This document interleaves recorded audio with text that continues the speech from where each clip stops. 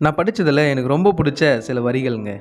என்னன்னா, "அதோ அவன் ஓட்டுக்கு வாங்கிய பணத்தை இருவிரல் நுனியால் எண்ணிக் கொண்டிருக்கும்போது, அவனைக் கடந்து சென்ற தேர்தல் பிரச்சார வண்டியில் ஒலித்துக் கொண்டிருந்தது, ஒரு விரல் நுனியில் தேசத்தின் உரிமை காப்போம் என்று." என்னன்னா, அவன் பார்த்தோம்னா, ஓட்டுக்கு வாங்குன காச அவனோட இரு விரல் நுனியால எண்ணிட்டு இருக்கான். அந்த டைம்ல பார்த்தோம்னா, அவன கிராஸ் பண்ணி போற அந்த பிரச்சார வண்டியில பார்த்தோம்னா, "ஒரு விரல் நுனியில் தேசத்தின் உரிமை காப்போம்" அப்படின்ட்டு அந்த பிரச்சார வண்டியில கேட்டுட்ருக்கு. என்ன சொல்ல வரேன் அப்டின்னா, நீங்க காசு வாங்கிட்டு ஓட்டு போடாதீங்க அப்டின்லாம் சொல்லல. காசு வாங்கிக்கோங்க. உங்க காசு தான் அவனுங்க குடுக்குறானுங்க. காச வாங்குங்க.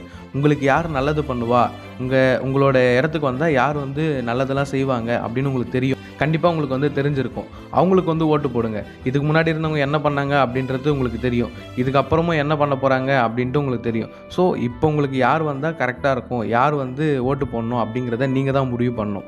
ஒரு விரல்ல ஒரு